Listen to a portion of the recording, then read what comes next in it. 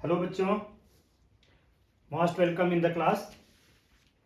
उम्मीद करता हूँ कि सब लोग ठीक होंगे। तो आज का क्लास शुरू करते हैं और आज का क्लास का टॉपिक है class 11 chemistry, chemical bonding and molecular structure.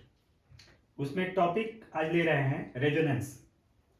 आज हम लोग इस chapter chemical bonding and molecular structure chapter में रेजोनेंस के बारे में पढ़ेंगे, रेजोनेंस देखेंगे। तो रेजोनेंस के लिए सबसे पहले इसका एक एग्जाम्पल लेते हैं कि ओजोन एक मॉलिक्यूल है जिसका फार्मूला होता है O3। ओजोन का फार्मूला होता है O3 और इसका यदि हम लेविस स्ट्रक्चर यदि लिखें ओजोन का यानी O3 का, तो इसको हम लिख सकते हैं O double bond O and then single bond O। और यहाँ पे एक लोन पेयर हो जाएगा और यहाँ पे दो लोन पेयर और यहाँ पे तीन लोन पेयर हुआ। तो इस तरह से देखें कि सबका ऑक्टेट पूरा हो रहा है। यहाँ पे 4 और 4 8, यहाँ पे भी 2 और यहाँ पे 4 हो जाएगा 6 और 2 इधर से, तो टोटल 8 हो जा रहा है। और यहाँ भी 6 और प्लस 2 8 हो रहा है। इसके बाद इसका दूसरा स्ट्रक्चर हम लिख सकते हैं ऑक्सीजन। इस बार हम जहाँ पे डबल बॉन्ड लगाया वहाँ पे हमने सिंगल बॉन्ड रख दिया और ऑक्सीजन, और इधर डबल बॉन्ड को हमने दूसरे साइड में कर दिया। और यहाँ पे एक लोन पेयर,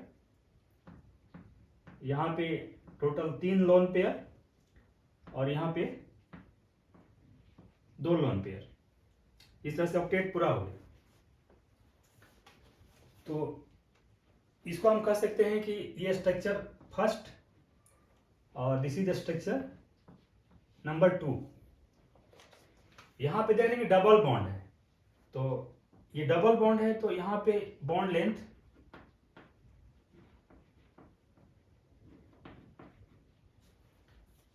डबल बॉन्ड का बॉन्ड लेंथ सिंगल बॉन्ड के बॉन्ड लेंथ से कम होता है और इसका बॉन्ड लेंथ होगा 121 पिकोमीटर।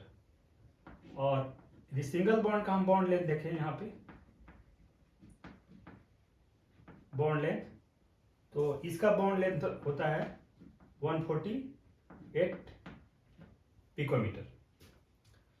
तो उसी तरह से यहाँ भी बॉन्ड लेंथ का रिलेशन से जो यदि हम इसको कहें कि ये एटम नंबर 1 है, ये 2 है और ये 3 है, तो यहाँ पे जो बॉन्ड लेंथ होगा बॉन्ड नंबर 1 और 2 के बीच में 121 पिकोमीटर होगा और 1 और 3 के बीच में जो बॉन्ड होगा उसका बॉन्ड लेंथ 148 पिकोमीटर होगा। लेकिन स्ट्रक्चर नंबर 2 में देख रहे हैं कि उसी तरह से यहाँ पे एटम का पोजीशन सेम रहेगा, यहाँ भी 1, ये 2 और 3। तो स्ट्रक्चर नंबर 2 में 1 और 2 के बीच में सिंगल बॉन्ड है, तो इसका मतलब कि इसका बॉन्ड लेंथ 148 पिकोमीटर होगा और 1 और 3 के बीच में जो बॉन्ड है वो डबल बॉन्ड है और इसके लिए उसका बॉन्ड लेंथ हो जाएगा 121 पिकोमीटर। यानी कि बॉन्ड का ओरिएंटेशन यहाँ चेंज हो रहा है। यहाँ पे 1 और 2 के बीच में डबल बॉन्ड है, यहाँ पे 1 और 2 के बीच में सिंगल बॉन्ड है, यहाँ पे 1 और 3 के बीच में सिंगल बॉन्ड है, यहाँ पर 1 और 3 के बीच में डबल बॉन्ड है। तो लेकिन ऐसा देखा गया एक्सपेरिमेंट में कि जो ओजोन मॉलिक्यूल में ओ टू ओ जो बॉन्ड लेंथ है ओजोन मॉलिक्यूल के अंदर, ऑक्सीजन टू ऑक्सीजन जो बॉन्ड लेंथ है वो ना 121 पिकोमीटर है ना 148 पिकोमीटर है। एक्चुअली जो उसका बॉन्ड लेंथ है 128 पिकोमीटर है। तो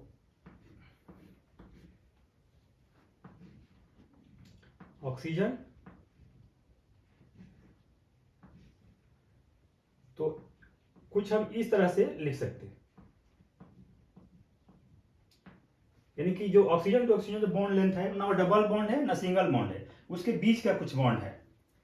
ना डबल बॉन्ड है ना सिंगल बॉन्ड है, उसके बीच का कुछ बॉन्ड है और उसका जो बॉन्ड लेंथ है यहाँ पे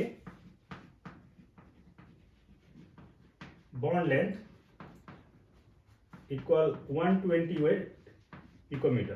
यानी 128 पिकोमीटर का मतलब है कि ना ये 121 है ना 148 है, यानी दोनों के बीच का है। तो एक्चुअल जो बॉन्ड लेंथ है oxygen to oxygen in molecule of ozone is 121 picometre. It means कि ये भी सही नहीं है और ये भी सही नहीं है, या कस ने कुछ हद तक ये सही है, कुछ हद तक ये भी सही है, लेकिन दोनों आपस में कंप्लीट सही नहीं है। यानी कि स्ट्रक्चर नंबर 1 ओजोन के बारे में कुछ इन्फॉर्मेशन दे रहा है, उस तरह से स्ट्रक्चर नंबर 2 भी ओजोन के बारे में कुछ इन्फॉर्मेशन दे रहा है, लेकिन कंप्लीट इन्फॉर्मेशन दोनों स्ट्रक्चर नहीं दे रहे हैं, बल्कि कंप्लीट इन्फॉर्मेशन ये जो स्ट्रक्चर है वो दे रहा है। जबकि ऑक्सीजन ऑक्सीजन के बीच में ना सिंगल बॉन्ड है डबल है, सिंगल और डबल के बीच में कोई बॉन्ड है जिसका बॉन्ड लेंथ 121 पिकोमीटर है। तो इस तरह से जो लेविस स्ट्रक्चर एक पर्टिकुलर मॉलिक्यूल का जब हम बहुत सारे स्ट्रक्चर डिनोट करते हैं, लिखते हैं, तो उस तरह के स्ट्रक्चर को हम कहते हैं रेजोनेटिंग स्ट्रक्चर। तो ये जो 1 और 2 जो है इसको कहते हैं रेजोनेटिंग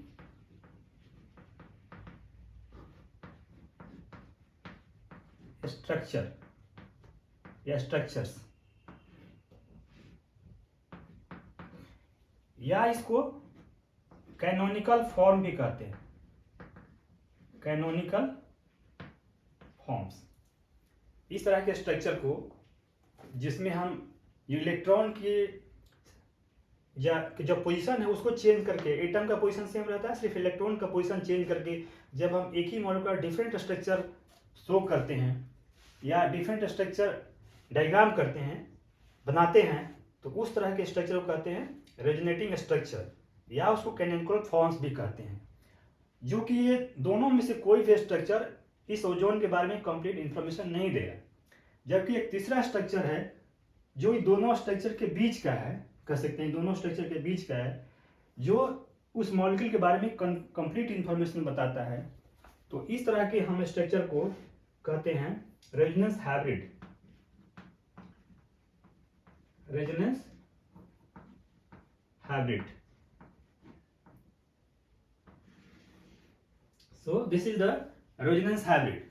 और इस तरह से जो डिफरेंट स्ट्रक्चर हम ड्रॉ करते हैं एक ही मॉलिक्यूल का on the basis of shifting of electrons, electrons के लोकेशन को चेंज करके जो हम डिफरेंट स्ट्रक्चर शो करते हैं, तो इस तरह के स्ट्रक्चर को कहते हैं रेजोनेटिंग स्ट्रक्चर या कैनोनिकल फॉर्म्स। जो कंप्लीट इंफॉर्मेशन देता है, जो इन सारे रेजोनेटिंग स्ट्रक्चर के कोई बीच का स्ट्रक्चर होता है, उस स्ट्रक्चर को हम कहते हैं रेजोनेंस हाइब्रिड, जैसे कि हमने ओजोन में हम देख रहे हैं।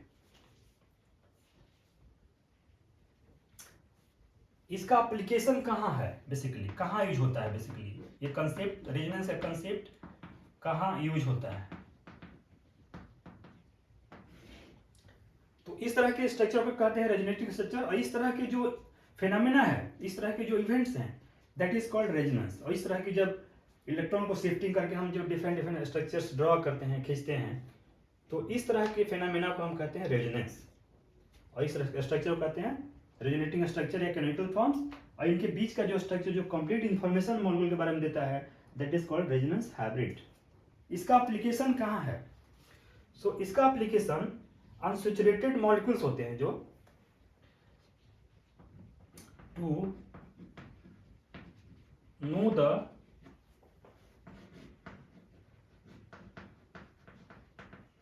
properties of, to know the properties, or you can say behavior of unsaturated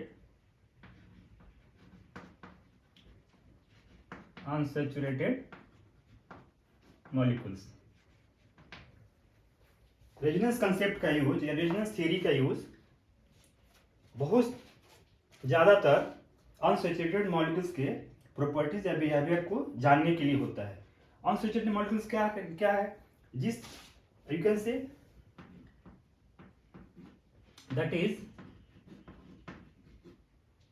the molecules having double bond, or you can say triple bond, or benzene ring, ETC मैंने वैसे मॉलिक्यूल्स जिस मॉलिक्यूल के बीच में डबल बॉन्ड होता है या atom to atom double bond होता है, या जिस मॉलिक्यूल के बीच में atom to atom triple bond होता है, या जिस मॉलिक्यूल के अंदर बेंजीन रिंग हो, बेंजीन रिंग में भी डबल बॉन्ड होता है, तो उस तरह के मॉलिक्यूल का प्रॉपर्टी जानने में, बिहेवियर जानने में रेजोनेंस कंसेप्ट का एप्लीकेशन है, रेजोनेंस कंसेप्ट यूज होता है।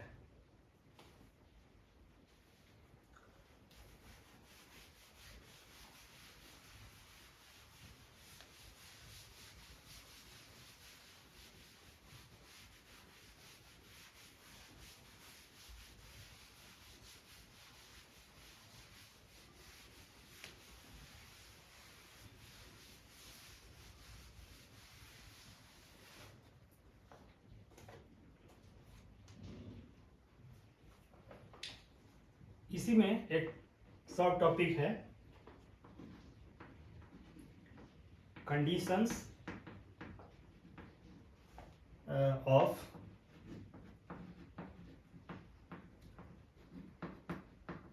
Resonating structure. Conditions of resonating structures. तो इसका पहला कंडीशन क्या है रेजोनेटिंग स्ट्रक्चर के लिए? First condition is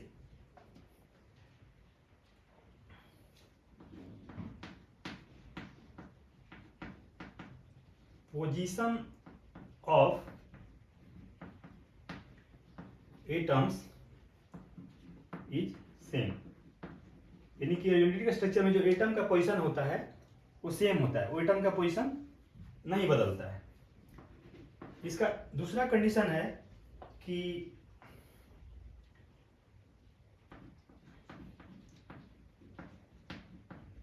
number of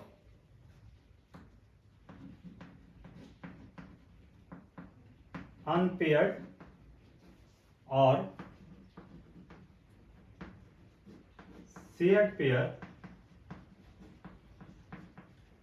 electrons is same, यानी कि जो पूरे मॉलिक्यूल के अंदर जो अनपेयर्ड इलेक्ट्रॉन्स है या शेयर्ड पेयर इलेक्ट्रॉन्स है उनका नंबर सेम रहता है। तो फर्स्ट कंडीशन है कि एटम का पोजीशन नहीं चेंज होता है, एटम का पोजीशन सेम रहता है। दूसरा कंडीशन है कि नंबर ऑफ अनपेयर्ड या शेयर्ड पेयर इलेक्ट्रॉन्स सेम रहता है। तीसरा कंडीशन है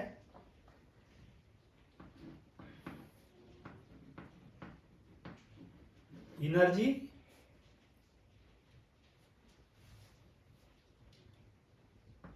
इज ऑलमोस्ट सेम, यानी कि जो रेजोनेटिंग स्ट्रक्चर होते हैं आपस में उनकी एनर्जी ऑलमोस्ट सेम होती है।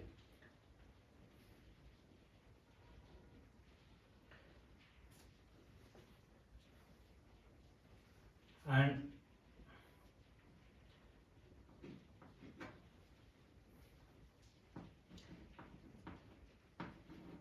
they are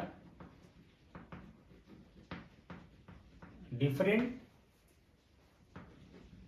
in only position of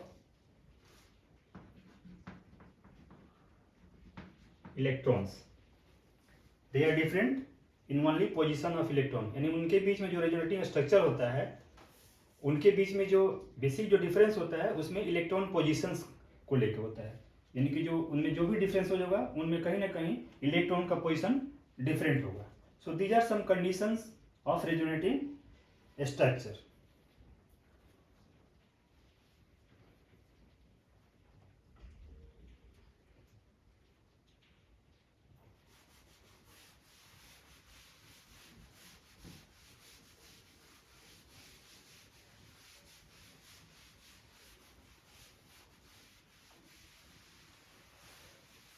अब कुछ हम रेडियोटिक स्ट्रक्चर देखते हैं ड्रॉ करके, जैसे कि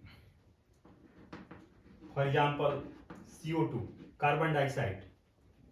सो कार्बन डाइऑक्साइड का हम इस तरह से लिख सकते हैं, कार्बन और दोनों तरफ से ऑक्सीजन को डबल बॉन्ड से हमने लिंक कर दिया, और यहाँ पे भी 2 लोन पेयर और यहाँ पे भी 2 लोन पेयर। तो यहाँ पे देख रहे हैं कि यहाँ पे 4 और बॉन्डिंग के थ्रू 4 इलेक्ट्रॉन यहाँ है तो 4 4 8 हो गया, और कार्बन का हो जाएगा 4 यहाँ से 4 यहाँ से, टोटल 8, और ऑक्सीजन इस दूसरे वाले ऑक्सीजन का भी टोटल 4 यहाँ पे है 4 यहाँ पे, तो टोटल 8 हो गया। इसका हम दूसरा स्ट्रक्चर, ये पहला स्ट्रक्चर हो गया, दूसरा स्ट्रक्चर हम ड्रॉ कर सकते हैं कार्बन और सिंगल बॉन्ड ऑक्सीजन,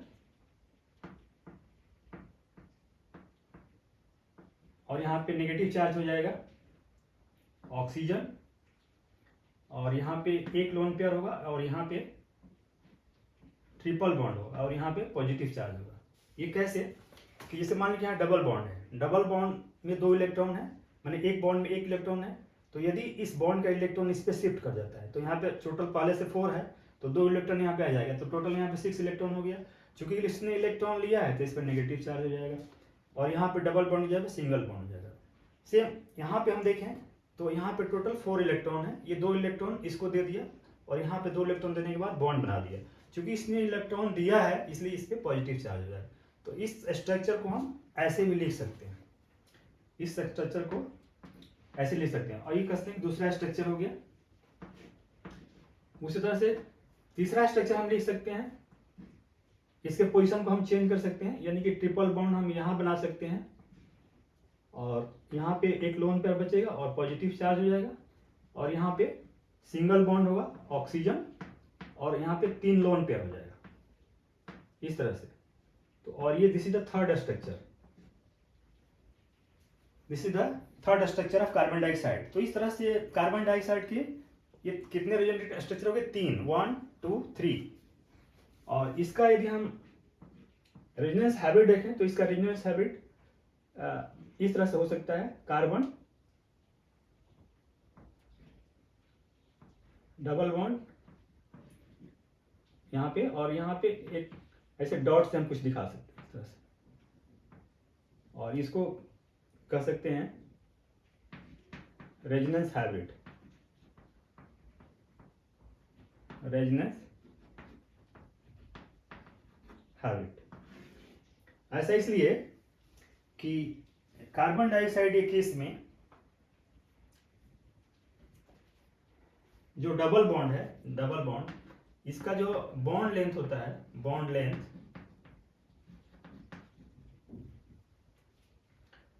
वो होता है 121 पिकोमीटर, और यहाँ पे ट्रिपल बॉन्ड है, और ट्रिपल बॉन्ड का बॉन्ड लेंथ इक्वल 110 पिकोमीटर। बट एक्सपेरिमेंट के थ्रू ऐसा पाया गया कि इसका बॉन्ड लेंथ 115 है। 115 का मतलब कि ना 110 है ना 121 के बीच का है। इसका मतलब कि ना ये डबल बॉन्ड है यहाँ पे ना ट्रिपल बॉन्ड है, कोई बीच का है, यानी डबल और ट्रिपल के बीच का है। तो डबल और ट्रिपल के बीच के दिखाने के लिए हम इस तरह से इसको लिख सकते हैं, डबल बॉन्ड लिख के ऊपर डॉट से एक दिखा दिया, इसका मतलब डबल और ट्रिपल के बीच में कहीं ना कहीं। तो इस तरह से हम रेजोनेंस हैबिट को दिखा सकते हैं। और यहाँ पे हम कह सकते हैं इसका बॉन्ड लेंथ इक्वल 115 पिकोमीटर। तो इस तरह से कार्बन डाइऑक्साइड के 3 रेजोनेटिंग स्ट्रक्चर हैं, and that is the resonance habit. तो इसमें देख रहे हैं रेजोनेटिंग स्ट्रक्चर्स में कि एटम का पोजीशन सेम है, जहां जहां एटम जो लगा हुआ हर रेजोनेटिंग स्ट्रक्चर में तीनों में सेम पोजीशन पे है, इसमें पोजीशन में कहीं कोई चेंज नहीं आया है। और जो नंबर ऑफ इलेक्ट्रॉन्स इन्वॉल्व हैं इसके अंदर, जो चाहे अनपेयर्ड हो या पेयर्ड इलेक्ट्रॉन्स हो, वो सब उतने ही हैं। नंबर ऑफ इलेक्ट्रॉन्स में कोई चेंज नहीं, सिर्फ इलेक्ट्रॉन्स के पोजीशन में चेंज हुआ है। यहाँ पे आप देख रहे हैं कि ऑक्सीजन के पास टोटल शेयर आफ्टर शेयरिंग यहाँ पे 2 लोन पेयर है, यहाँ पे 1 लोन पेयर है, यहाँ पे आप तीसरे में देखेंगे 3 लोन पेयर है। इसका मतलब कि इलेक्ट्रॉन का पोजीशन चेंज हो रहा है, रेजोनेटिंग स्ट्रक्चर में इलेक्ट्रॉन का पोजीशन चेंज हो रहा है, ना इसका एटम का पोजीशन चेंज हो रहा है, ना नंबर ऑफ इलेक्ट्रॉन्स चेंज हो रहे हैं, सिर्फ इलेक्ट्रॉन का position change.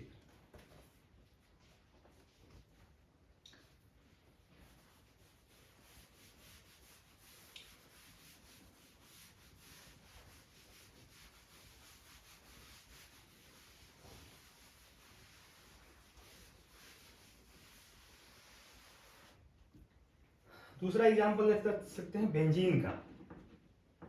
Benzene, formula of benzene is C6H6। आपको पता होगा बेंजीन का फार्मूला C6H6।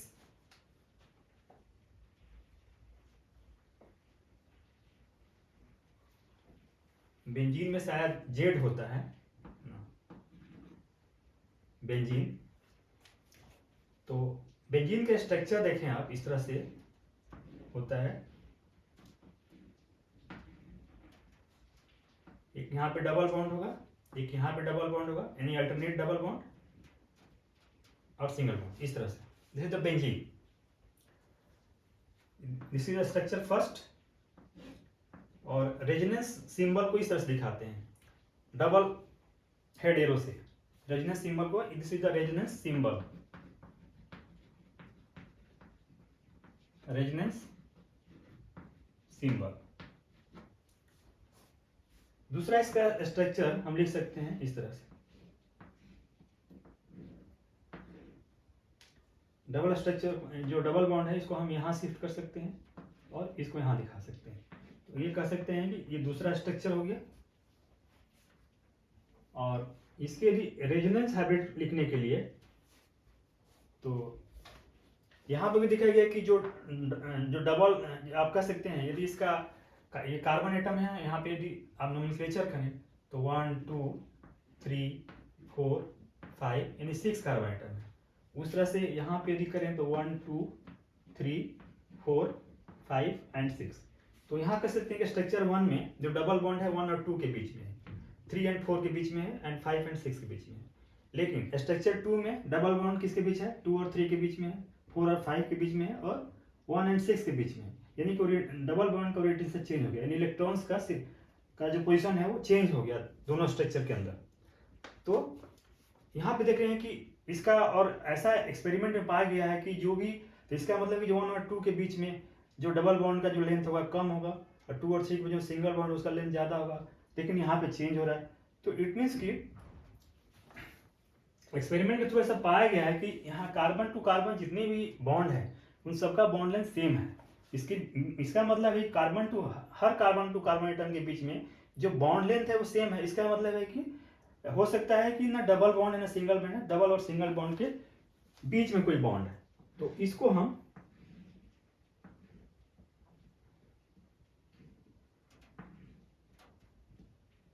ऐसे रिंग से दिखा सकते हैं, इसको रिंग से दिखा सकते हैं। और this is resonance hybrid, resonance hybrid. यानी कि बेंजीन का 2 रिलेटिंग स्ट्रक्चर होगा, फर्स्ट एंड सेकंड, या 2 का कैनोनिकल फॉर्म हुआ। और this is the resonance hybrid, जो कंप्लीट रेजोनेंस, जो कंप्लीट बेंजीन की प्रॉपर्टी को शो करता है। यानी कि ये कंप्लीट बेंजीन की प्रॉपर्टी को दिस रेजोनेंस हाइब्रिड शो करता है या एक्सप्लेन करता है, जबकि ये रिजोनेटिव स्ट्रक्चर कंप्लीट बेंजीन की प्रॉपर्टी को या उसके बिहेवियर को शो नहीं करता है।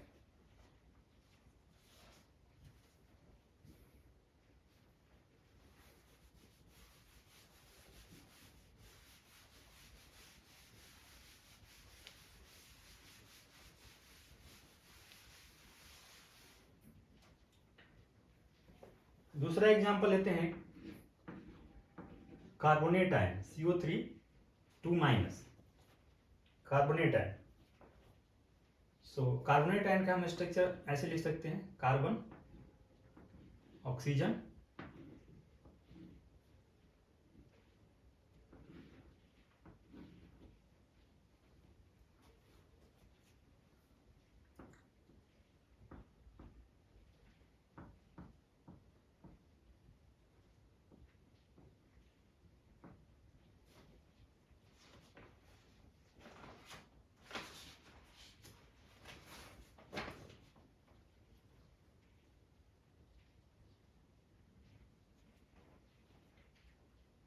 तो यहाँ पे हम देख रहे हैं कि यहाँ पे 4 इलेक्ट्रॉन है और यहाँ पे 2 इलेक्ट्रॉन 2 इलेक्ट्रॉन 4 इलेक्ट्रॉन हो गए यहाँ पे, और ऑक्सीजन के यहाँ पे 4 हो रहा है। तो यहाँ पे इसका मतलब है कि 2 लोन पेयर, इस ऑक्सीजन के पास 2 लोन पेयर होगा। उस तरह से यहाँ पे देखें तो यहाँ पे 2 इलेक्ट्रॉन यहाँ से और 4 इलेक्ट्रॉन यहाँ से, इसका मतलब कि 2 इलेक्ट्रॉन यहाँ भी इसका होगा। उस तरह से यहाँ पे टोटल 3 लोन पेयर हो गया, यानी टोटल 6 इलेक्ट्रॉन होगा। 6 इलेक्ट्रॉन यहाँ से और 2 इलेक्ट्रॉन बॉन्ड से, तो टोटल 8 इलेक्ट्रॉन हो गया। तो इस तरह से सबका ऑक्टेट कंप्लीट हो गया। And this is the first resonating structure, you can से फर्स्ट कैनोनिकल फॉर्म। उस तरह से यदि हम इसका दूसरा रेजोनेटिंग स्ट्रक्चर लिखें तो इसको यहाँ सिंगल बॉन्ड दिखा सकते हैं और डबल बॉन्ड को यहाँ से यहाँ शिफ्ट कर सकते हैं।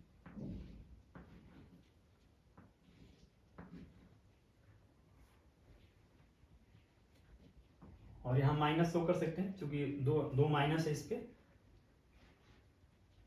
एंड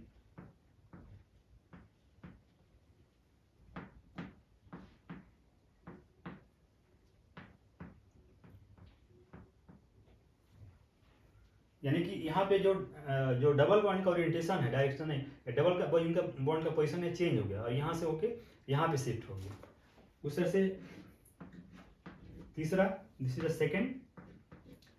उससे तीसरा इसका स्ट्रक्चर हम इस तरह से लिख सकते हैं, यहाँ से डबल बॉन्ड शिफ्ट करके हम थर्ड वाले पोजीशन पे रख सकते हैं। यहाँ भी सिंगल बॉन्ड और यहाँ भी सिंगल बॉन्ड, और डबल बॉन्ड का पोजीशन हमने चेंज कर दिया।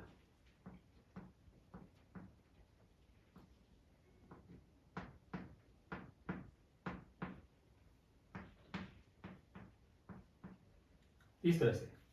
तो this is the third resonating structure, you can से थर्ड कैनोनिकल फॉर्म।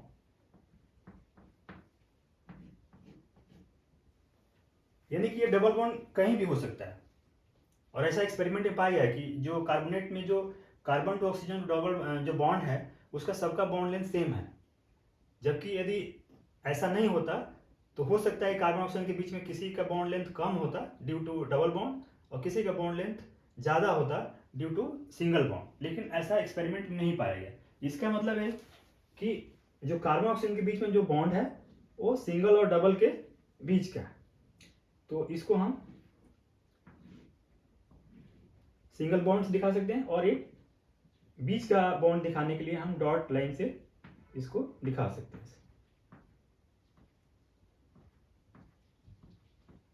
इस तरह से। And this is the resonance hybrid, resonance hybrid. और ये जितने सारे हैं 1 2 3, दिस इज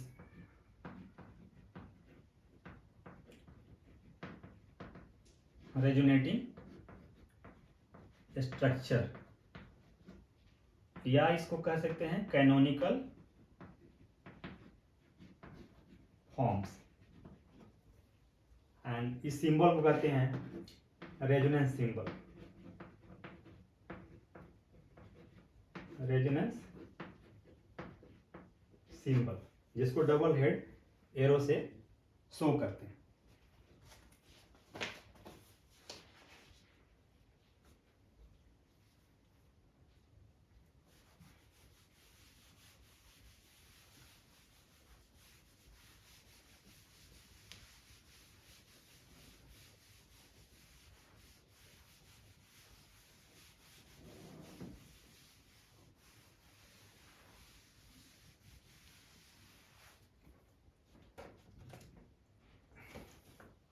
रेजोनेंस का ही एक सब टॉपिक है, that is resonance energy. Resonance energy, resonance energy.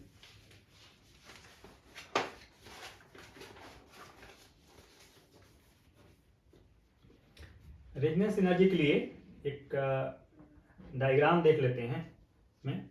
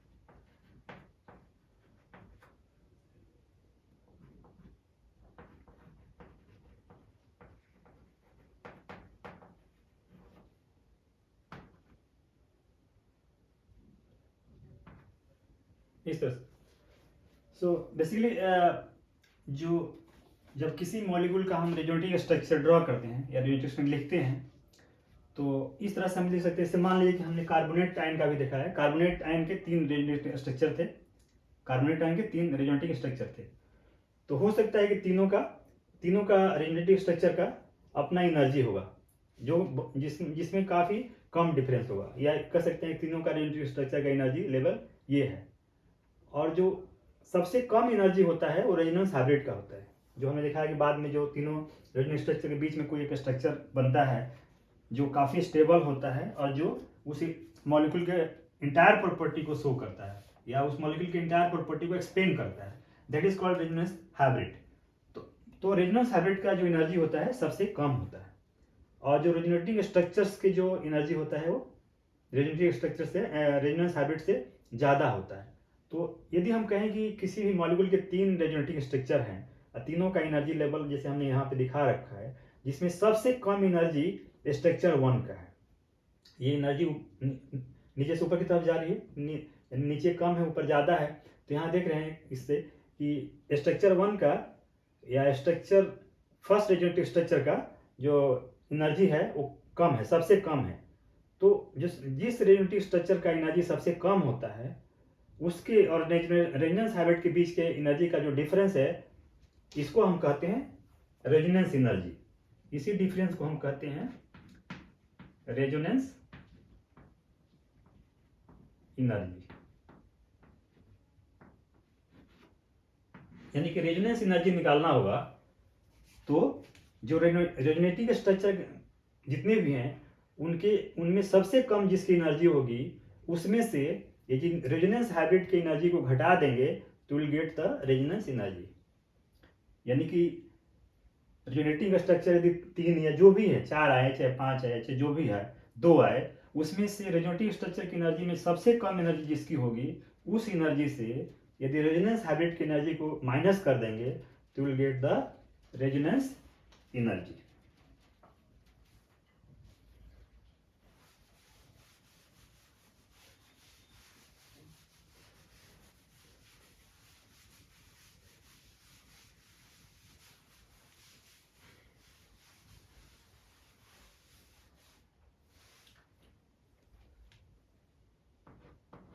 Next sub topic is characteristics of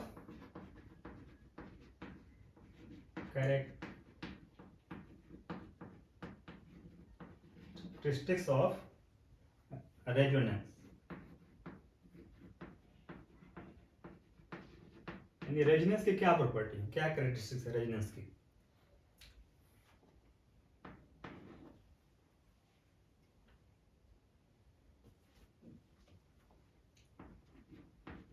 The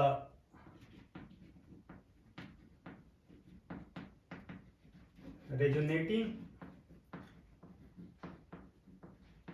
structures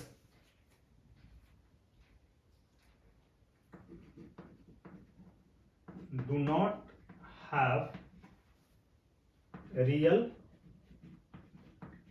existence। मतलब कि जो रेजोनेटिव स्ट्रक्चर होता है उसका रियल एग्जिस्टेंस नहीं होता है, रियली में एग्जिस्ट नहीं करता है। It is imaginary.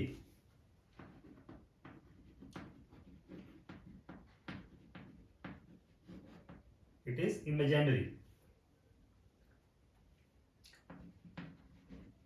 Only resonance hybrid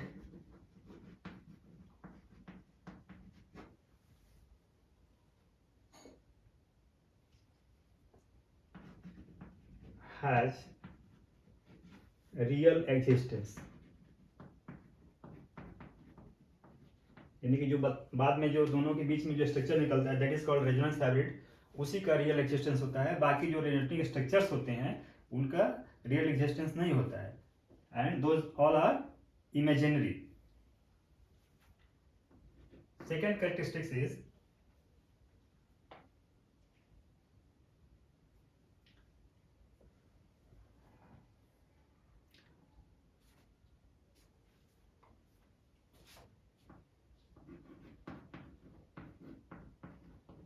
as per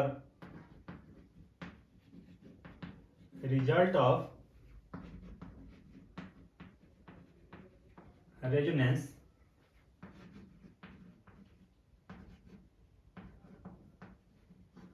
bond length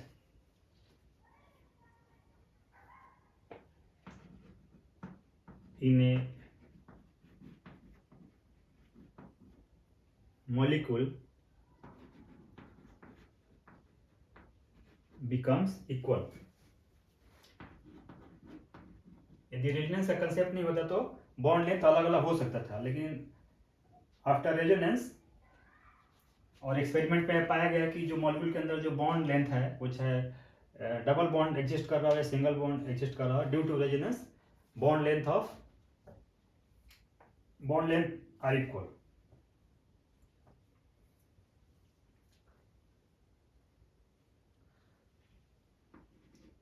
third characteristics is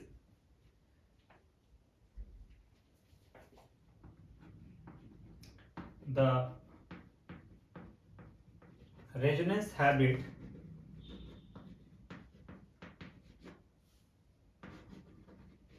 has lower energy।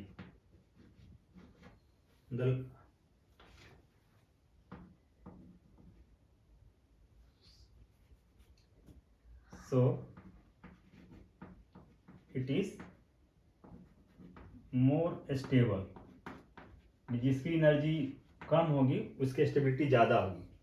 So the resonance hybrid has lower energy, so it is more stable, और you can say it has more stability.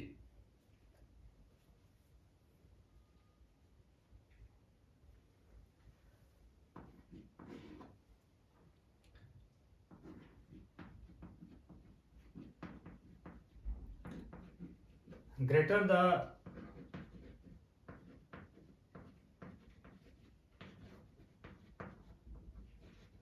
resonance energy,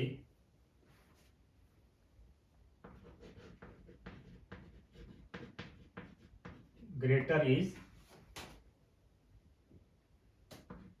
the stability of molecule। stability of molecule, greater the resonance energy, greater is the stability of molecule। यानी कि resonance energy जितनी ही ज़्यादा होगी, resonance energy जितनी ही ज़्यादा होगी उस मॉलिक्यूल की स्टेबिलिटी उतनी ही ज़्यादा होगी। Greater the resonance energy, greater is the stability of molecules। And fifth character is कि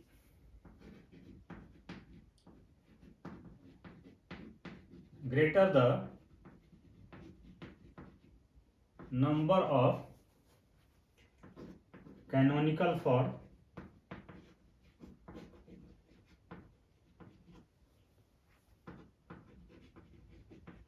more is, or you can say greater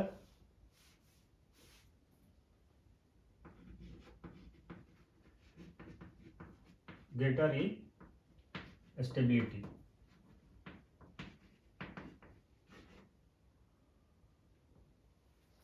greater the number of canonical forms, greater is the stability, greater is the stability। इसका क्या मतलब है? इसका मतलब हुआ कि यदि कोई मॉलिक्यूल है और उसके दो कैनोनिकल फॉर्म है और एक दूसरा मॉलिक्यूल है उसके तीन कैनोनिकल फॉर्म है, तो जिसका कैनोनिकल फॉर्म ज़्यादा होगा उसकी स्टेबिलिटी ज़्यादा होगी।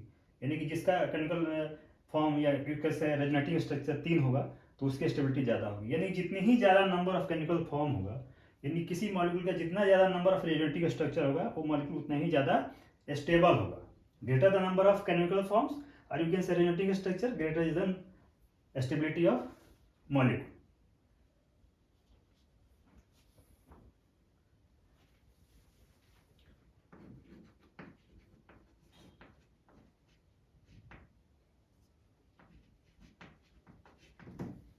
molecules। सो रेजोनेंस का चैप्टर इसके साथ ही खत्म हो गया। सो इसके बाद हम एक नया टॉपिक लेते हैं इसी में, इस चैप्टर में।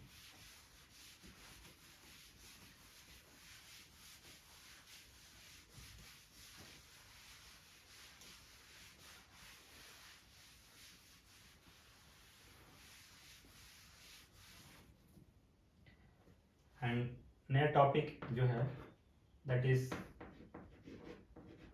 हाइड्रोजन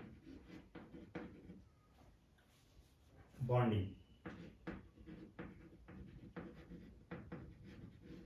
हाइड्रोजन बॉन्डिंग, तो जैसा इसका नाम है हाइड्रोजन बॉन्डिंग, डेफिनेटली ये ऐसा बॉन्डिंग है जिसमें कि एक एटम हाइड्रोजन होगा।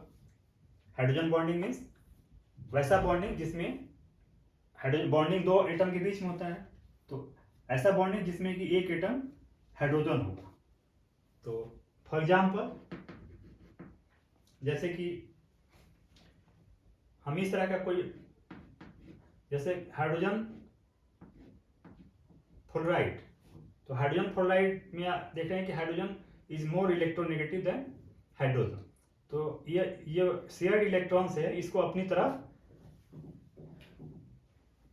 ये जो हाइड्रोजन और फ्लोरीन के बीच में जो शेयर्ड इलेक्ट्रॉन्स है वो अपनी तरफ अट्रैक्ट करेगा, क्योंकि फ्लोरीन ज़्यादा इलेक्ट्रोनेगेटिव है। तो जब अपनी तरफ इलेक्ट्रॉन को अट्रैक्ट करेगा तो इस पर स्लाइटली माइनस डेल्टा चार्ज हो जाएगा, और उसके ठीक अपोजिट जो दूसरा एटम है उस पर स्लाइटली पॉजिटिव चार्ज होगा, that is plus delta charge हो जाएगा। और जो सेम इसी तरह का कोई मॉलिक्यूल होगा, जैसे HF का, हाइड्रोजन फ्लोराइड का, तो इस पे भी माइनस डेल्टा चार्ज और यहाँ प्लस डेल्टा चार्ज हो जाएगा। तो एक मॉलिक्यूल का नेगेटिव दूसरे मॉलिक्यूल के पॉजिटिव के साथ इस तरह का बॉन्ड बना देगा। पहले मॉलिक्यूल का नेगेटिव चार्ज दूसरे मॉलिक्यूल के पॉजिटिव के साथ बॉन्ड फॉर्मेशन कर देगा। उसी तरह से यहाँ पे, और दूसरा जो इसका मॉलिक्यूल होगा हाइड्रोजन फ्लोराइड का, उस पर भी माइनस डेल्टा चार्ज और यहाँ प्लस डेल्टा चार्ज, तो इसका नेगेटिव और इसके पॉजिटिव के बीच में एक बॉन्ड फॉर्मेशन होगा। इस तरह का जो डॉटेड लाइन बॉन्ड है दैट इज कॉल्ड, यहाँ पे बॉन्ड देख रहे हैं कि यहाँ पे हाइड्रोजन और एक दूसरे एटम जिसका इलेक्ट्रोनेगेटिविटी बहुत ज़्यादा हाई है उसके बीच में फॉर्म हो रहा है। सो हाइड्रोजन और यहाँ फ्लोरीन के बीच में बॉन्ड फॉर्म है और डॉटेड लाइन से बॉन्ड फॉर्म है, this is called hydrogen bonding. hydrogen bond, and equation is shown by dotted line,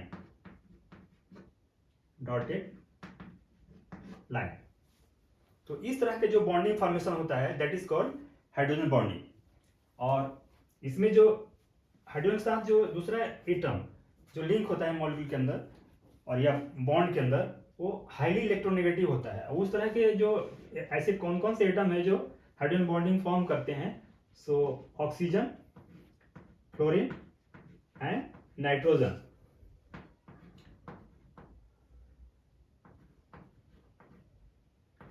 so the hydrogen bonding and they all are the electronegative elements. Oxygen, fluorine and nitrogen, they all are the electronegative elements. So इस तरह से hydrogen bonding show होता है या hydrogen bonding बनता है।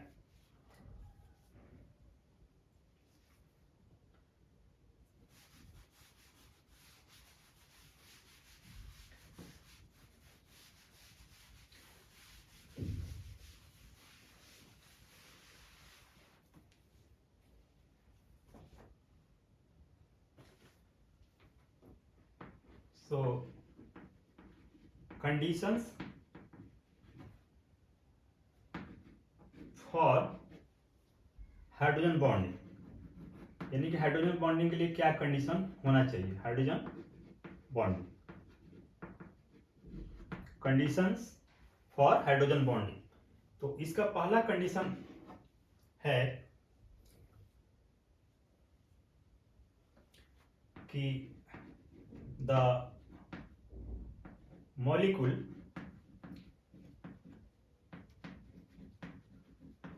must have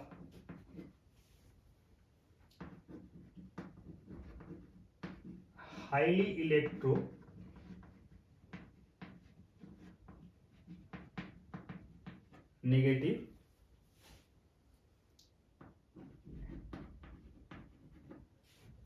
the molecule must have highly negative electronegative elements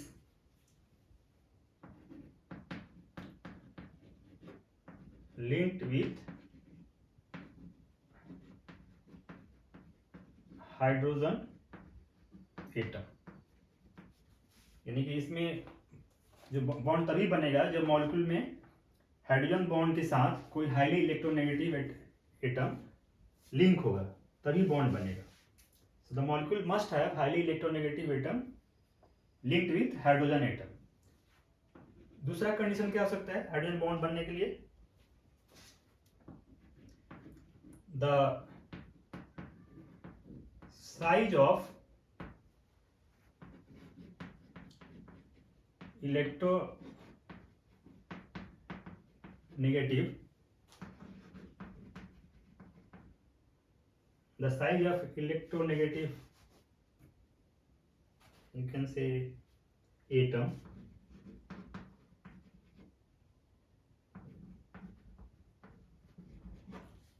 should be small. The size of electronegative atom should be small, यानी electronegative atom का साइज बड़ा नहीं होना चाहिए, स्मॉल होना चाहिए, तभी हाइड्रोजन बॉन्ड बनेगा। यदि बड़ा होगा तो हाइड्रोजन बॉन्ड नहीं बनेगा। तो यहाँ पे हम जैसे फॉर एग्जांपल के लिए यहाँ पे हम देख सकते हैं कि इस तरह से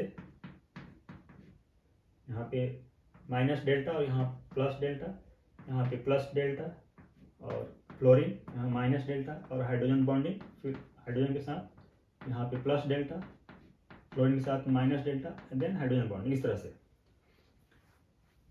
और यहाँ पे जैसे हमने बताया कि size of electronegative element should be small, तो हमने ये बताया आपको कि ज़्यादातर ऑक्सीजन, नाइट्रोजन, और यू कैन से नाइट्रोजन पहले आता है, तो नाइट्रोजन, ऑक्सीजन और फ्लोरीन ही ये हाइड्रोजन बॉन्ड बनाते हैं। So the size of electronegative atom should be small.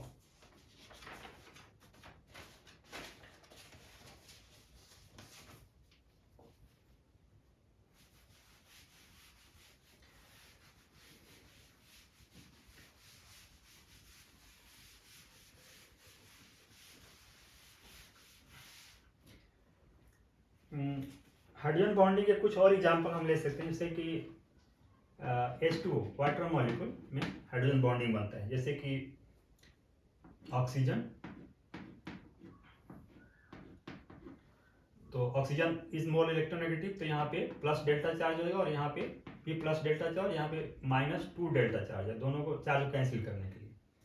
और जो वाटर का दूसरा मॉलिक्यूल होगा ऑक्सीजन, यहाँ पे भी हाइड्रोजन और यहाँ पे हाइड्रोजन, यहाँ प्लस डेल्टा, यहाँ भी प्लस डेल्टा और यहाँ पे -2 डेल्टा, तो ये ऑक्सीजन और हाइड्रोजन के बीच में इस तरह से डॉटेड लाइन से हाइड्रोजन बॉन्ड।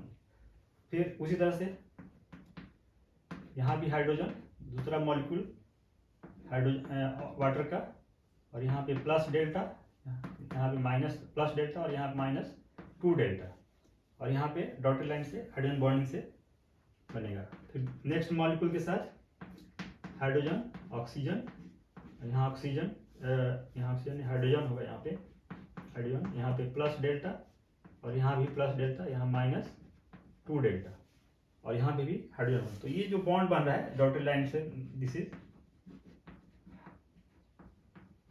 Hydrogen bond. उस तरह से हम एक दूसरा एग्जांपल भी ले सकते हैं, जैसे कि ammonia molecule NH3 molecule, NH3 का हम यहाँ से लिख सकते हैं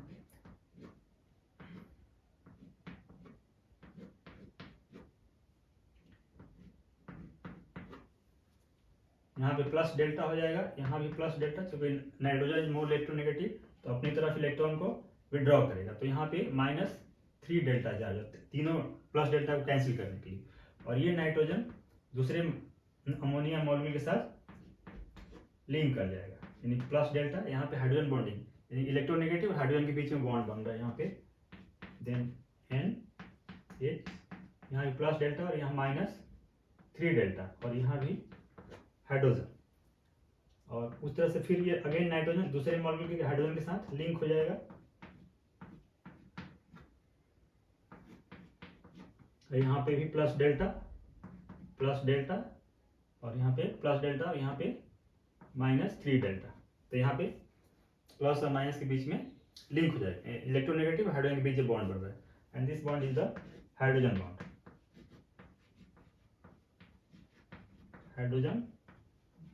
बॉन्ड। तो इस तरह से हाइड्रोजन बॉन्ड का फॉर्मेशन होता है।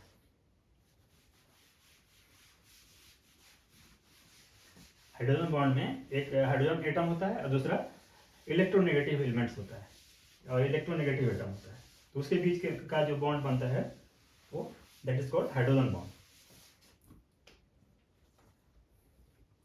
Then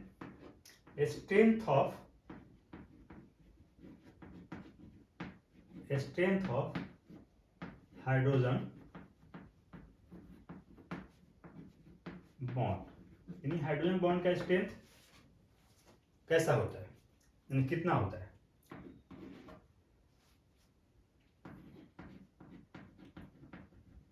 so strength of hydrogen bond is in between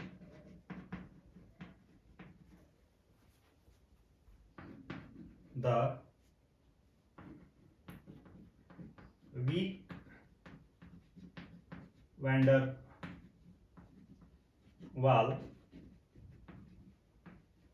forces of attraction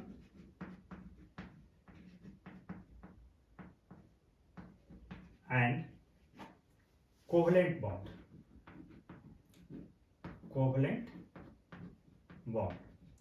यानी कि hydrogen bond weak van der वाल फोर्सेस एट्रैक्शन में बॉन्ड होता है, उससे थोड़ा सा स्ट्रांग होता है, और कोवलेंट बॉन्ड से थोड़ा सा वीक होता है, यानी दोनों के बीच का स्ट्रेंथ होता है इसका।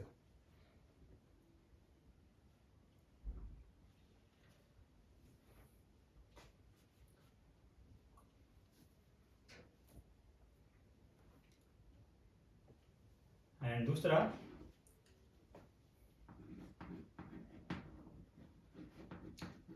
strength of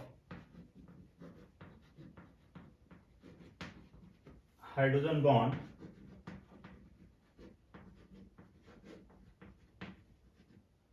depends on the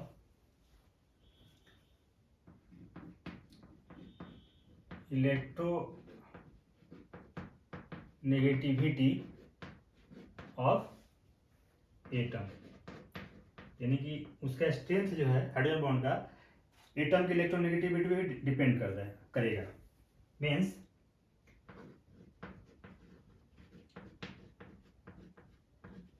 greater the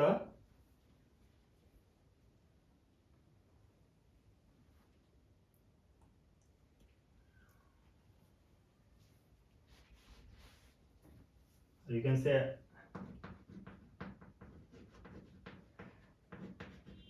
higher the electronegativity,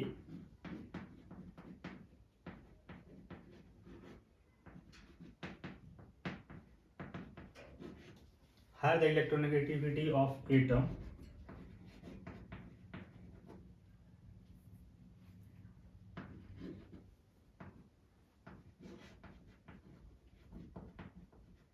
greater is stability of hydrogen bond।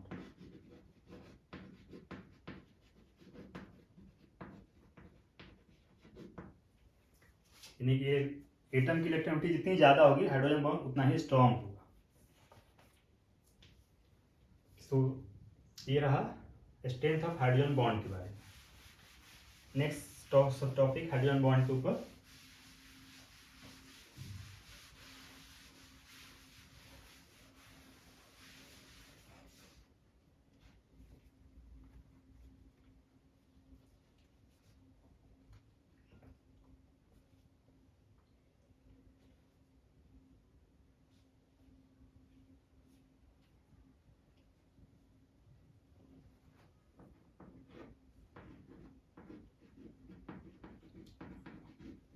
Effect of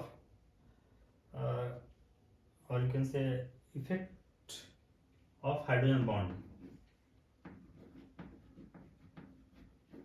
Effect of hydrogen bond. Hydrogen bond का क्या इफेक्ट हो सकता है?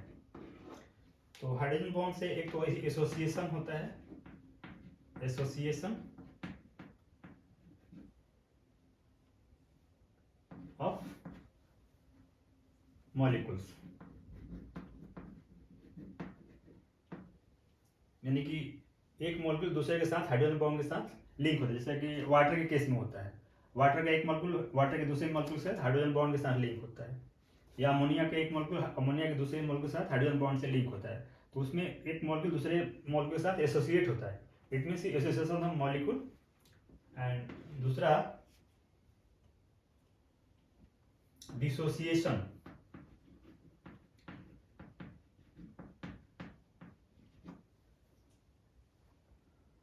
और डिसोसिएशन में हम देखेंगे कि हाइड्रोजन बॉन्ड के जैसे मान लीजिए नॉर्मल जब केस होता है, जैसे HF यदि नॉर्मल रिएक्ट करता है वाटर में, तो ये हाइड्रोजन आयन और प्लस फ्लोराइड आयन में स्प्लिट कर जाता है। लेकिन चूंकि HF में हाइड्रोजन फ्लोराइड में हाइड्रोजन बॉन्डिंग होता है, इसलिए इसका जो स्प्लिटिंग होता है जैसे 2HF, तो हाइड्रोजन प्लस और प्लस H2F मानी हाइड्रोजन फ्लोराइड आयन बनता है, डाई हाइड्रोजन फ्लोराइड आयन बनता है, क्योंकि ये जो दूसरा हाइड्रोजन फ्लोराइड है वो फ्लोराइड के साथ लिंक हो जाता है। And high melting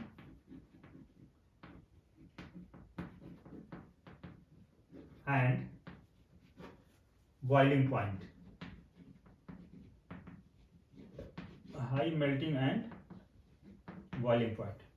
hydrogen bond जब बनता है, जिस भी मॉलिक्यूल के अंदर हाइड्रोजन बॉन्ड बनता है, तो उसका बॉइलिंग पॉइंट और मेल्टिंग पॉइंट हाई हो जाता है, यानी ज़्यादा हो जाता है,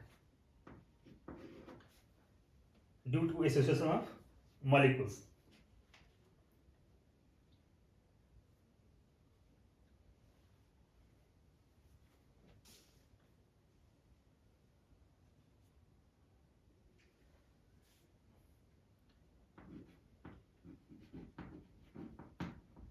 वोलेटिलिटी यानी कि वोलेटाइल हो जाना। सो जहाँ हाइड्रोजन बॉन्ड बनता है वहाँ पे लेस वोलेटाइल होता है मॉलिक्यूल, लेस वोलेटाइल मॉलिक्यूल, क्योंकि एक मॉलिक्यूल दूसरे मॉलिक्यूल के से आपस में हाइड्रोजन बॉन्डिंग से लिंक हो जाते हैं, इसलिए उनकी वोलेटिलिटी कम हो जाती है। And fifth is viscosity and surface tension. viscosity and surface tension।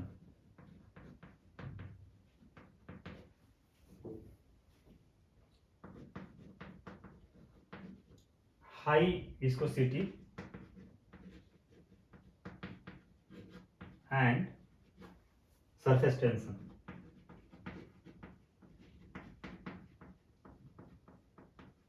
Hydrogen bond जब बनता है मॉलिक्यूल टू मॉलिक्यूल, तो उसकी विस्कोसिटी और सरफेस टेंशन हाई हो जाता है।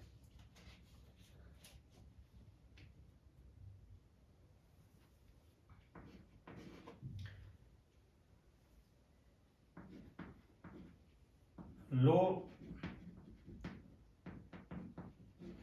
Density of water in form of ice due to hydrogen bonding. क्योंकि वाटर में हाइड्रोजन बॉन्डिंग होता है, तो इसका जब वाटर जब आइस फॉर्म में होता है, यानी फ्रीज होता है, तो ड्यू टू हाइड्रोजन बॉन्डिंग इसकी डेंसिटी कम हो जाती है, और इसके डेंसिटी कम हो जाने से ये पानी के ऊपर फ्लोट करने लगता है, आइस पानी के ऊपर फ्लोट करने लगता है। And next is maximum density of water, maximum density of water at 277 kelvin. क्योंकि सबसे जो लो डेंसिटी होता है, जब आइस बनता है तो सबसे लो डेंसिटी होता है, उस टाइम पे उसका टेम्परेचर ऑलमोस्ट 273 केल्विन होता है। लेकिन जैसे ही थोड़ा सा उस पर टेम्परेचर देते हैं और उसका टेम्परेचर 277 आ जाता है, तो वो आइस जो है वाटर के फॉर्म में कन्वर्ट हो जाता है। जब वाटर के फॉर्म में कन्वर्ट होता है तो उसके बीच का जो हाइड्रोजन बॉन्डिंग होता है, जो मॉलिक्यूल टू मॉलिक्यूल लिंक होता है, वो ब्रेक हो जाता है, जिसके वजह से उसकी डेंसिटी हाई हो जाती है, वॉल्यूम कम हो जाता है, उसकी डेंसिटी हाई हो जाती है। और यहाँ पे low density of water form of ice जो है, यानी कि कह सकते हैं कि वाटर का आइस के फॉर्म में उसका डेंसिटी जो है काफ़ी लो होता है। लो होने का मतलब उसका वॉल्यूम ज़्यादा होता है। वॉल्यूम ज़्यादा होने का क्या कारण है इसका, कि जो वाटर मॉलिक्यूल है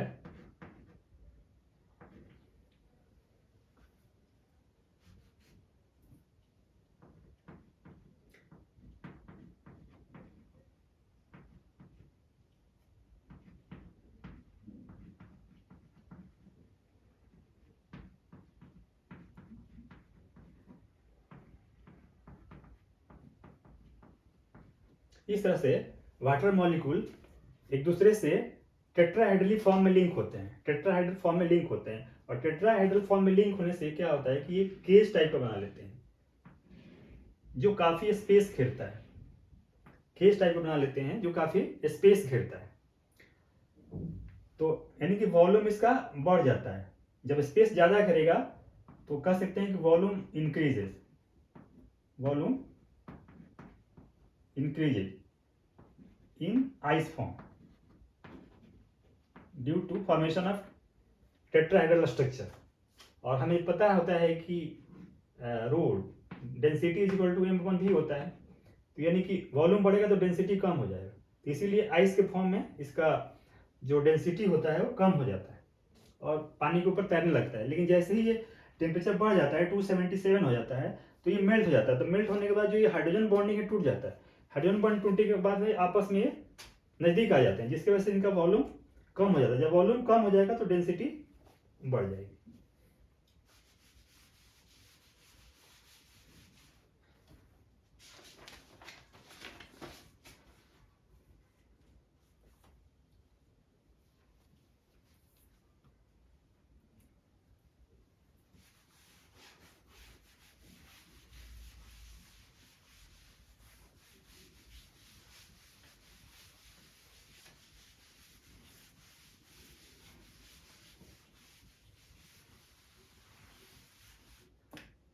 इसमें एक नेक्स्ट सब टॉपिक है, that is the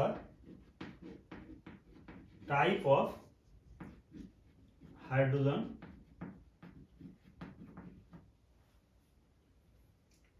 bonding.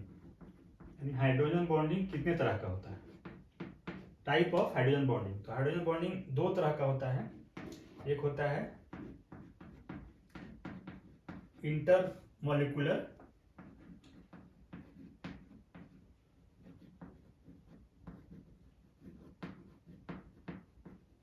Hydrogen bonding, और दूसरा होता है इंट्रा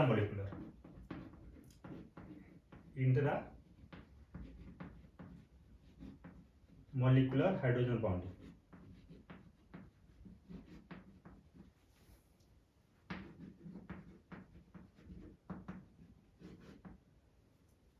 इंटरमोलिकुलर यानी हाइड्रोजन बॉन्डिंग दो तरह का होता है, इंटरमोलिकुलर हाइड्रोजन बॉन्डिंग और दूसरा होता है intramolecular hydrogen bonding. So you can से कि हाइड्रोजन बॉन्डिंग या H bonding between two molecules of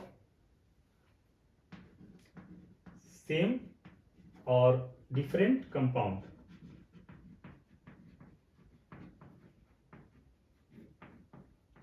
मैंने वैसा हाइड्रोजन बॉन्डिंग जो सेम मॉलिक्यूल के जो दो मॉलिक्यूल के बीच में होता है, the hydrogen bonding between two molecules of same और डिफरेंट कंपाउंड्स. और इंट्रामोलिकुलर यानी कि hydrogen bonding in same molecule itself, same molecule itself. Hydrogen bonding in same molecule itself, यानी मॉलिक्यूल के अंदर ही जो हाइड्रोजन बॉन्डिंग बनता है उसको हम कहते हैं इंट्रामोलिकुलर. और जो दो मॉलिक्यूल के बीच में बनता है उसको कहते हैं इंटरमोलिकुलर. वो दो मॉलिक्यूल सेम कंपाउंड के भी हो सकते हैं और डिफरेंट कंपाउंड के भी हो सकते हैं. तो इसको हम वन बाय वन करके देखते हैं कि कैसे बनता है बॉन्डिंग.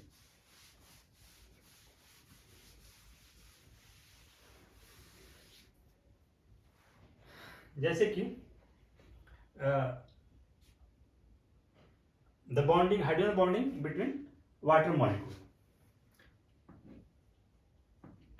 हाइड्रोजन ऑक्सीजन और हाइड्रोजन. सो यहाँ प्लस डेल्टा, यहाँ पे प्लस डेल्टा और यहाँ पे माइनस 2 डेल्टा. और ये हाइड्रोजन बॉन्ड से लिंक होगा दूसरा मॉलिक्यूल का हाइड्रोजन ऑक्सीजन, यहाँ पे प्लस डेल्टा, यहाँ पे प्लस डेल्टा और यहाँ पे माइनस 2 डेल्टा. अगेन फिर ये दूसरे मॉलिक्यूल के हाइड्रोजन से लिंक होगा प्लस डेल्टा, यहाँ पे प्लस डेल्टा और यहाँ पे माइनस 2 डेल्टा. अगेन फिर ये दूसरे मॉलिक्यूल के हाइड्रोजन से लिंक हो जाएगा प्लस डेल्टा और यहाँ पे माइनस 2 डेल्टा. सो यहाँ पे हम देख रहे हैं कि hydrogen bonding is between the two molecules of water, और you can say two molecules of water. तो यहाँ कह सकते हैं कि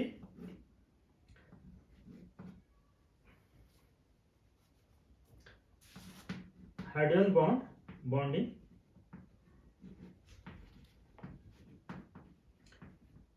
between two molecules of same compound,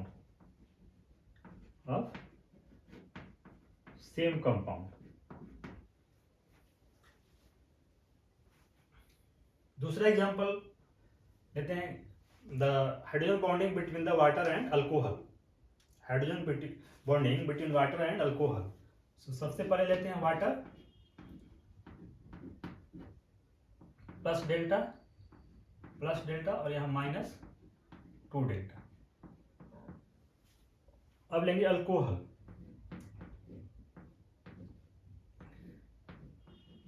alcohol का फॉर्मूला होता है RH, यानी R को अल्काइल ग्रुप का R से हम इंडिकेट कर सकते हैं. अल्काइल ग्रुप कोई हो सकता है और जो फंक्शनल ग्रुप होता है OH ग्रुप होता है. तो RH को हम जनरल टर्म में दिखा सकते हैं अल्कोहल के लिए. तो यहाँ पे माइनस है और यहाँ पे इलेक्ट्रोनेगेटिव है, तो इसके वजह से यहाँ पे प्लस चार्ज आ जाएगा और यहाँ पे माइनस डेल्टा हो जाएगा. अगेन फिर ये हाइड्रोजन से लिंक हो जाएगा वाटर मॉलिक्यूल के हाइड्रोजन से. तो यहाँ पे प्लस डेल्टा, यहाँ पे प्लस डेल्टा और यहाँ minus 2 delta.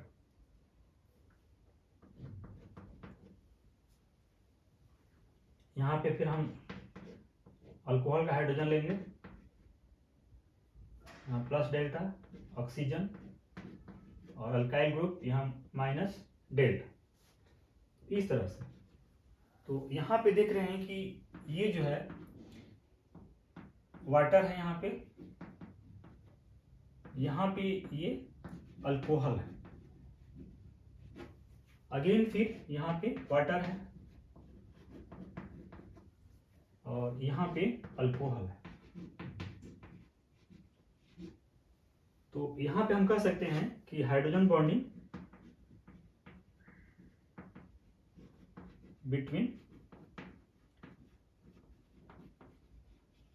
To molecules of different compound,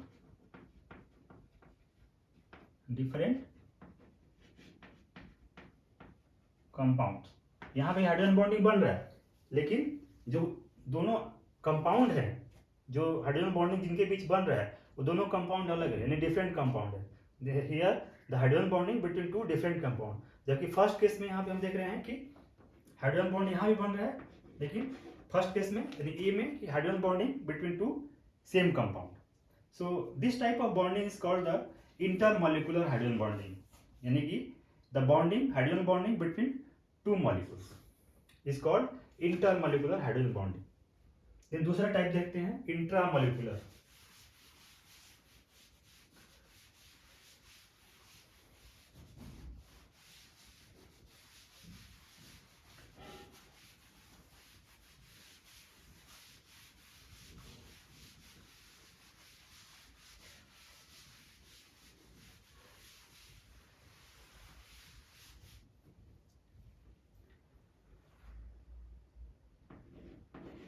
intramolecular hydrogen bonding. मैंने डिफिनेशन बताया था कि intramolecular hydrogen bonding, the hydrogen bonding within the molecule, यानी ये एक मॉलिक्यूल के अंदर ही जो हाइड्रोजन बॉन्डिंग बनता है उसको कहते हैं intramolecular hydrogen bonding. So for example ortho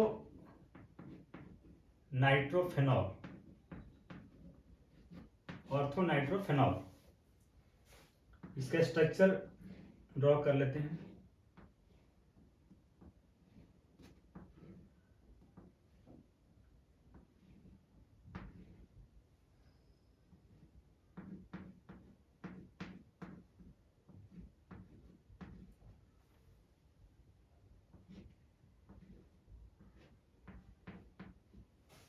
ortho nitrophenol, phenol है, OH group is the phenol, और ortho position second position, ortho यानी फर्स्ट पोजीशन है जहां पे फंक्शनल ग्रुप लिंक है, और दूसरे को कहेंगे ऑर्थो पोजीशन, दूसरे को पोजीशन कहते हैं ऑर्थो पोजीशन। तो सेकंड पोजीशन पे नाइट्रो ग्रुप है, सो तो ऑर्थो नाइट्रोफेनॉल।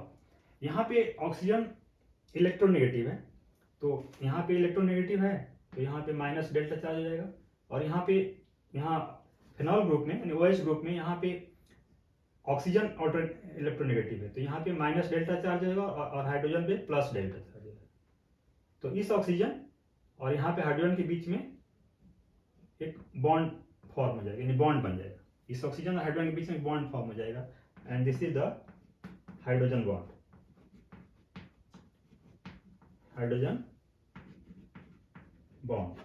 हाइड्रोजन बॉन्ड जिसको हमने डॉटेड लाइन से दिखा रखा है।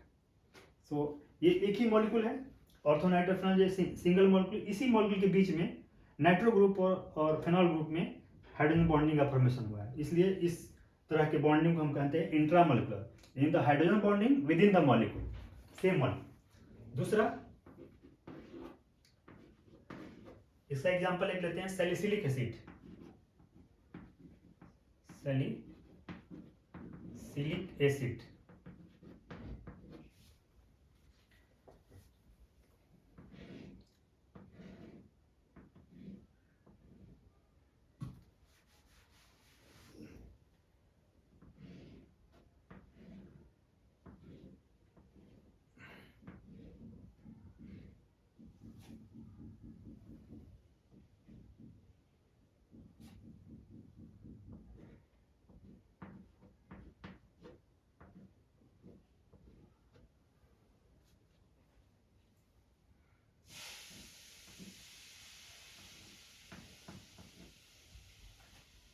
This is the formula of salicylic acid और you can say this is the structure of salicylic acid. अब यहाँ पे देख रहे हैं कि oxygen is electronegative than carbon, तो ये स्लाइडली जो यहाँ पे शेयर पेयर्ड है जिससे बॉन्ड फॉर्म हुआ है इलेक्ट्रॉन का, तो अपनी तरफ शिफ्ट करेगा, तो यहाँ पे slightly minus delta charge develop हो जाएगा। और यहाँ पे OH ग्रुप में देख रहे हैं कि ऑक्सीजन इज मोर इलेक्ट्रोनेगेटिव, तो यहाँ पे जो ये शेयर पेयर है या कौन से बॉन्ड पेयर ये ऑक्सीजन की तरफ शिफ्ट हो जाएगा, जिससे ऑक्सीजन पे माइनस डेल्टा चार्ज हो जाएगा और उसके जस्ट अपोजिट हाइड्रोजन पे प्लस डेल्टा चार्ज हो जाएगा। तो यहाँ पे माइनस डेल्टा चार्ज, यहाँ पे प्लस डेल्टा चार्ज, और दोनों के बीच में बॉन्ड फॉर्म हो जाएगा, दैट इज हाइड्रोजन बॉन्ड। सो इस तरह के हम बॉन्ड को कहते हैं हाइड्रोजन बॉन्डिंग या हाइड्रोजन बॉन्ड।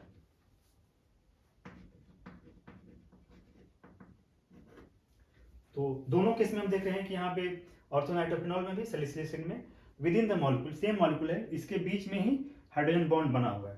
तो इस तरह के बॉन्ड फॉर्मेशन को हम कहते हैं intramolecular hydrogen bond.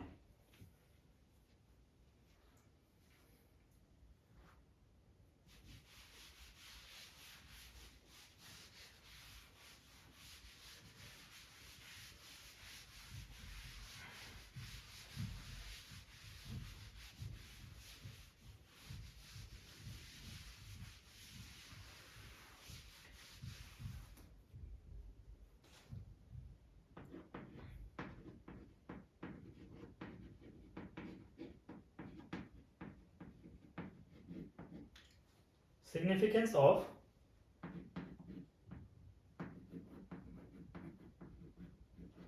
hydrogen bonding. Significance of hydrogen bonding.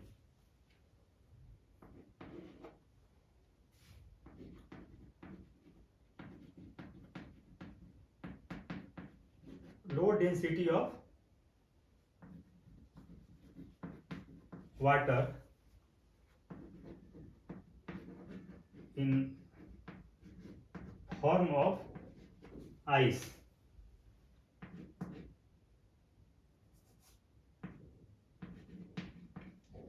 leads to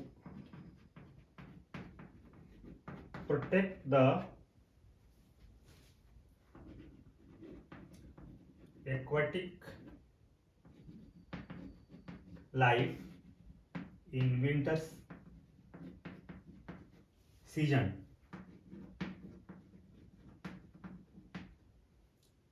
यदि इस तरह से नहीं होता, हाइड्रोजन बॉन्डिंग नहीं बनता, तो आप देखते हैं कि वाटर के केस में जब वाटर आइस फॉर्म में होता है तो उसकी डेंसिटी लो हो जाती है और आइस जो है फ्लोट करके ऊपर आ जाता है। तो विंटर में क्या होता है कि जब आइस फ्लोट करके ऊपर आ जाता है तो नीचे का पानी जो है वो सेफ हो जाता है, नीचे का पानी थोड़ा सा गर्म रहता है या उस पर ज़्यादा प्रभाव नहीं पड़ता, तो इस तरह से जो भी वाटर में जो जीव जंतु रहते हैं वो प्रोटेक्ट हो जाते हैं। लेकिन ऐसा यदि नहीं होता, हाइड्रोजन बॉन्डिंग नहीं बनता, तो क्या होता है कि पूरा का पूरा ही पॉन्ड आइस फॉर्म में कन्वर्ट होता है, जिसकी वजह से जितने भी एक्वेटिक लाइफ है वो सब खत्म हो जाते हैं। तो इसलिए इसका फायदा ये है कि जब इसकी डेंसिटी लो होती है आइस फॉर्म में, तो आइस फ्लोट करके ऊपर आ जाता है, जिसके वजह से एक्वेटिक लाइफ सेफ हो जाता है। To protect the aquatic life in water in winter season. इसका नेक्स्ट कुछ बेनिफिट्स ये है,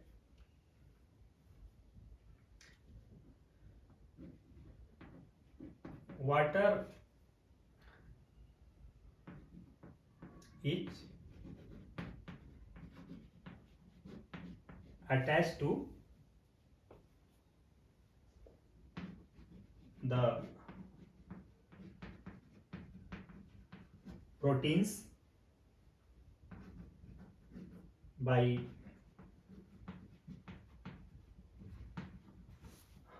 hydrogen bonding in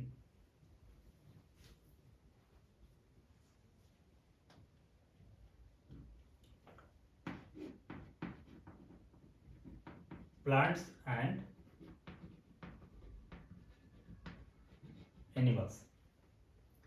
What is attached to the proteins by hydrogen bonding in plants and animals? हमें पता है कि plants और animals में प्रोटीन्स पाए जाते हैं, तो वो प्रोटीन जो है वाटर मॉलिक्यूल और हमारे या प्लांट्स में एनिमल्स में ज़्यादा से ज़्यादा वाटर रहता है, यानी मोर देन 50% वाटर होता है, तो वाटर के साथ प्रोटीन अटैच रहता है due to hydrogen bonding. And third is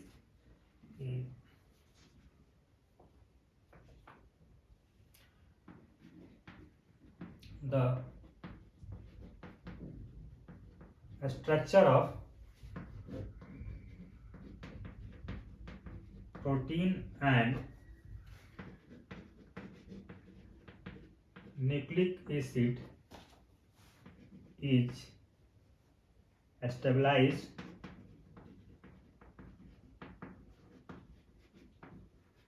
by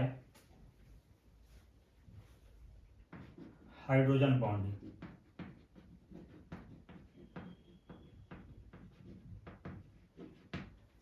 हमें पता है कि जो प्लांट और एनिमल्स में प्रोटीन और न्यूक्लिक एसिड पाया जाता है, सो हाइड्रोजन बॉन्डिंग के द्वारा ही ये प्रोटीन और न्यूक्लिक एसिड स्टेबलाइज होता है, यानी स्टेबल रहता है। यदि हाइड्रोजन बॉन्डिंग नहीं रहेगा तो न्यूक्लिक एसिड या प्रोटीन एनिमल्स में या प्लांट्स में स्टेबलाइज नहीं होगा, स्टेबल नहीं होगा।